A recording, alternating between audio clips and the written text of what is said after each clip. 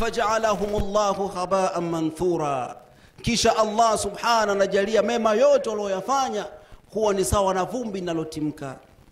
Faqala Thawban radiyallahu anhu ya Rasul Allah, Thawban akamwambia mtume wa Allah subhanahu, ewe mtume wa Allah subhanahu wa ta'ala, sifhum lana, tunaomba waweke wazi hawa watu ni watu wa design gani, an nakuna minhum wa nahnu la na'lam, huenda na sisi tukawa ni miongoni mwao lakini wallahi hatufahamu kama na sisi ni miongoni mwa hao watu ambao watakuja na mema mengi mbele ya Allah subhanahu wa ta'ala, kisha Allah atageuza yale mema kuwa ni maovu au kuwa ni vumbi linalotimka. Maana yake mfanyaji wa amali hizi amepata hasara iliyokuwa kubwa. Sifhum lana ya Rasulullah, tunaomba utusifie, waweke hawa watu wazi, watu wa design gani hawa. Faqala alayhi salatu wassalam, akasema mtume wa Allah subhanahu wa ta'ala, ama innahum min ikhwanikum, ama kwa hakika hawa watu ni katika ndugu zenu, wa min jildatikum, bali ni katika jinsia zenu, yani hawa ni wanadamu.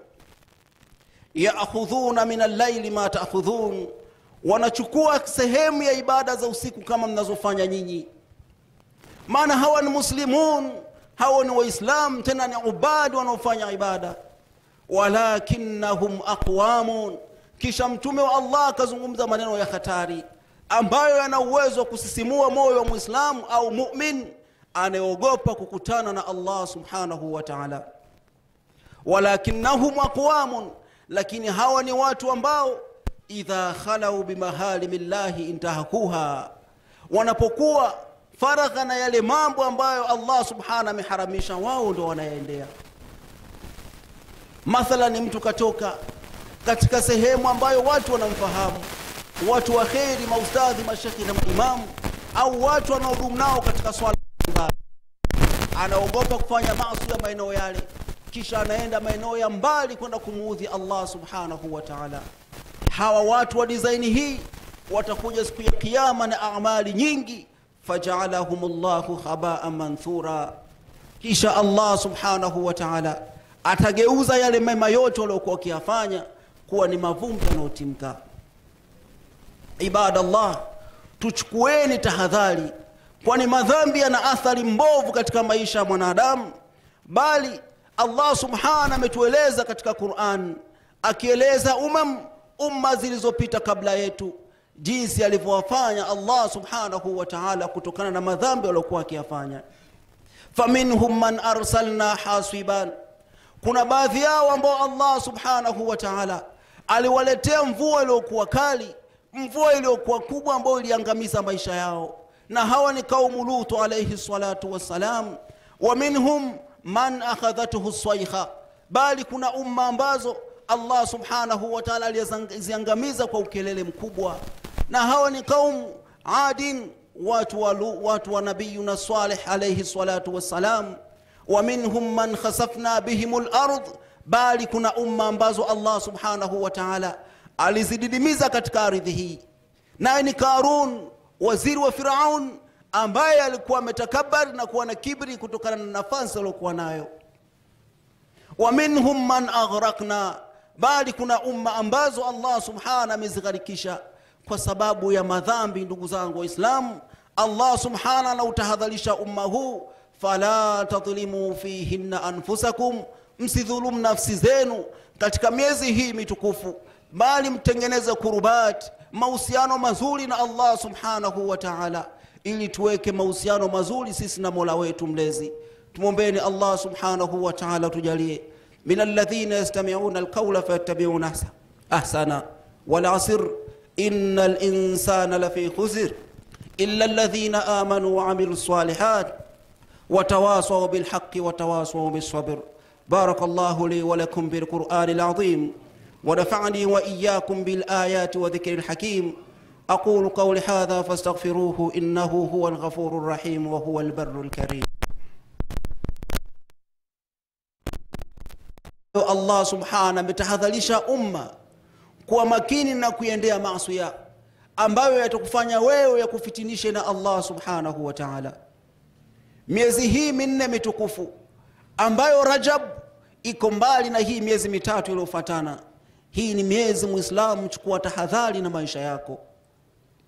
Angalia mwisho wako. Wewe ukifika mbele ya Allah subhanahu wa ta'ala leo utamjibu nini? Wallahi tunaangalia mwisho wetu ndugu zangu waislamu. Mwangalia al-Imam Ash-Shafi'i rahimahullahu ta'ala alayhi, wakati akiwa katika sakaratul maut, anaingia al-Imam al-Muzan, anampa salamu, assalamu alayka ya imam. Akamwambia asbahtu min ad-dunya rahilan walil ikhwan mufariqan walis-su'i amalin mulaqiyan wa ila Allah waridan fala adri ruhi tasiru ila al-jannati fa uhanniha au ila an-nari fa uazziha. Tazama ulama walivyokuwa na takwa, bali wakijihofia kukutana na Allah subhanahu wa ta'ala wakiwa na mapungufu. Asbahtu min ad-dunya rahilan, nimepambaukiwa na asubuhi ya leo mimi ni msafiri. Walil ikhwanu mufariqan, bali ndugu zangu waislamu leo tunaachana. Walisu'i amali mulaqiya, na ile amali mbovu niloifanya nikamudhi Allah subhanahu leo nakutana nayo. Wa ila Allahi waridan, ninaelekea kwa Allah peke yangu. Fala adri, lakini wallahi sijui. Ruhi tasiru ila aljannati fa uhanniha, roho yangu mimi itaelekea peponi niipe pongezi, au ila nari fa uaziha, au itaelekezwa katika moto wa jahannam niipe pole. Hofu kubwa ya kukutana na Allah subhanahu wa ta'ala. Leo waislamu tunafanya maovu wallahi bila kujali mwisho wetu utakuwaje. Undhuru shirkiyat, angalia watu wanavyofanya mambo ya shirki, wanamshirikisha Allah subhanahu wa ta'ala. Umesahau kauli ya Isa ibn Maryam wakati akiwapa nasaha bani Israil, ya bani Israil i'budullaha rabbi wa rabbakum, mwabuduni Allah subhanahu ambaye ni Mola wenu nyinyi na ni Mola wangu mimi. Innahu man yushriku billahi faqad harrama Allahu alayhi aljanna, yeyote anamshirikisha Allah subhanahu wa ta'ala basi atambue Allah subhanahu anamharamisha mtu huyu kuingia janna. Hii peke yake muislamu inakufanya wewe ukae mbali na shirki.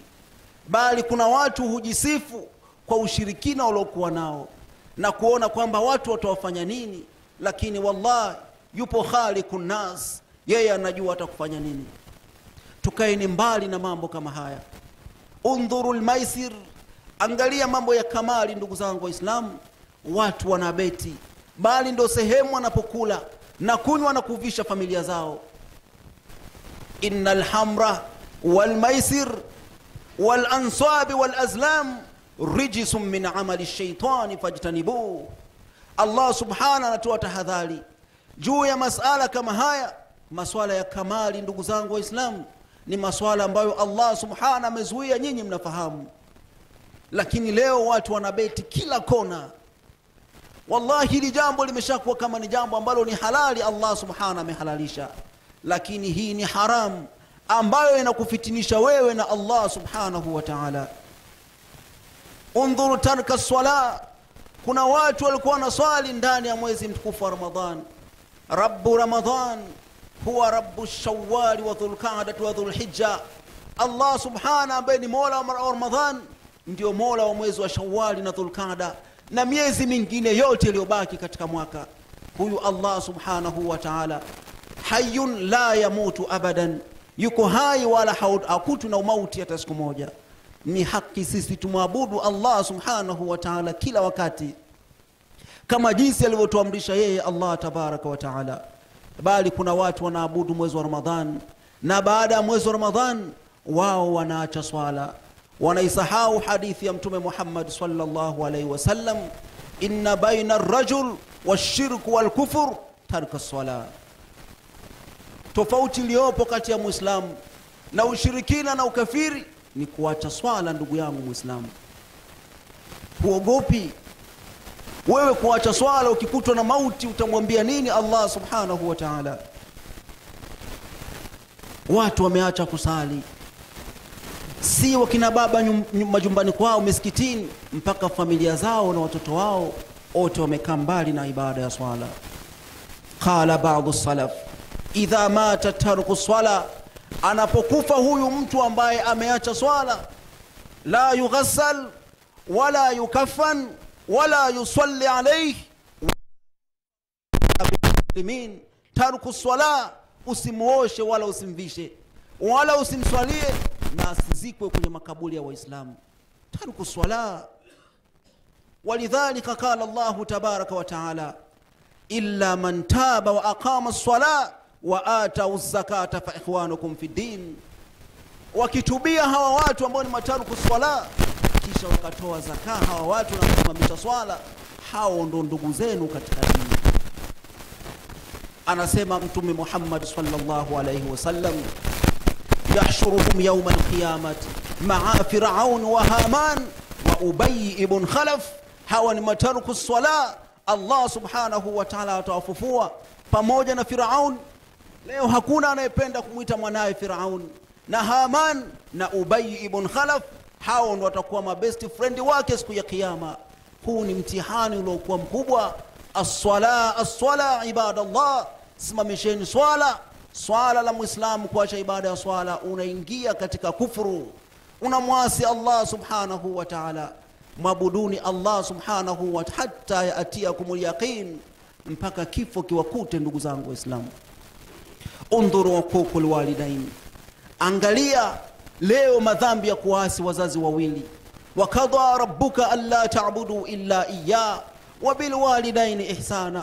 Watu wanafanya ibada za swala, ndugu zangu Waislamu, na kuonekana ni wazuri katika macho ya watu, lakini wallahi hawa watu hawana mahusiano mazuri na wazazi wao. Swala yako ni bure.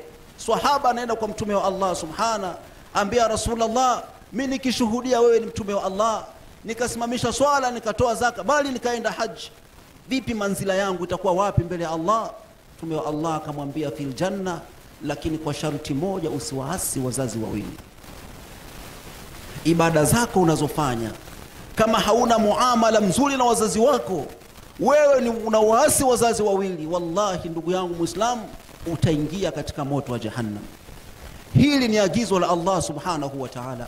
Hawa wazee wawili wanastahiki kuheshimiwa na kufanyiwa ihsani ya hali ya juu. Wakina mama wanadharauliwa na watoto wao, bali hupigwa haswa na watoto wao. Mnasahau hawa watu ndio walimwaga damu zao nyingi katika mahospitali, nafsi zao zikawa hatiani kuondoka kuachana na miili yao, bali matumbo yao yamejeruhiwa kwa mikasi na visu vya operation ili nyinyi mzaliwe salama. Leo mnaona hawana maana. Ittaqullah, mcheni Allah subhanahu wa ta'ala. Tuheshimuni wazazi wetu, bali tuwafanyie ihsani. Hili ni agizo la Allah subhanahu wa ta'ala. Undhuru liwat, tazama leo madhambi ya ulawiti. Watu wanawalawitiana bila mpangilio. Mnasahau kama Allah subhanahu wa ta'ala alipindua ardhi, aliyaha safilaha, juu yake kawa chini yake. Kwa sababu ya dhambi kama hii, watu wanafanya liwat, bali wanaofanyia vitendo hivi mpaka wake zao wa ndoa. Inna lillahi wa inna ilayhi raji'un. Nasahau hadith ya Abdullah ibn Abbas radhiyallahu anhu, qala an-nabiy sallallahu alayhi wasallam, la'ana Allahu man 'amila 'amala qaum Lut, la'ana Allahu man 'amila 'amala qaum Lut, la'ana Allahu man 'amila 'amala qaum Lut. Akhrajahu al-Imam at-Tirmidhi. Amelaaniwa mtu anayefanya vitendo vya kaumu Lut, watu wanaofanya ulawiti, watu wanaolawiti mpaka wake zao. Huu ni mtihani uliokuwa mkubwa. Fakaifa idha ji'na min kulli ummatin shahida, vipi akija kila umma, ukija na shahidi wake, kisha akaja mtume Muhammad shahidi kwako. Ndugu yangu Muislamu, wewe ni ummati Muhammad, una Qur'ani, una kitabu, una Allah, una sunna. Leo vipi unafanya vitendo vya kiovu kama hivi? Ndugu yangu Muislamu, tubu ila Allah, rudini kwa Allah subhanahu wa ta'ala, na tuache kufanya maasi kama haya. Allah subhanahu anasema, illa man taba wa amana wa amila amalan salih fa ulaika yubaddilu Allahu sayiatihim hasana. Wale ambao wametubia kwa Allah subhanahu wa ta'ala, wakaleta istighfar, yale maovu yote waliyofanya Allah hubadilisha akawa ni mema. tuwekeni mahusiano mazuri na Mola wetu mlezi Allah subhanahu wa ta'ala, kwani atufahamu ni wakati gani tutakutana na Allah subhanahu wa ta'ala, ni muda gani tutakutana na Allah subhanahu wa ta'ala. Daqatu qalbi almar'i qailan innal hayata daqa'iqun wa thawani, moyo wa mwanadamu unapogonga kumwambia kwa hakika uhai ni madakika na sekunde. Utakutana na Allah subhanahu wa ta'ala kwa aina gani? Allah anaradhi na wewe au anachuki na wewe? Muombeni Allah subhanahu wa ta'ala tuweke mbali na maasi, bali atujalie sisi tuwe ni miongoni mwa watu ambao tunafanya vitendo vilivyokuwa vizuri.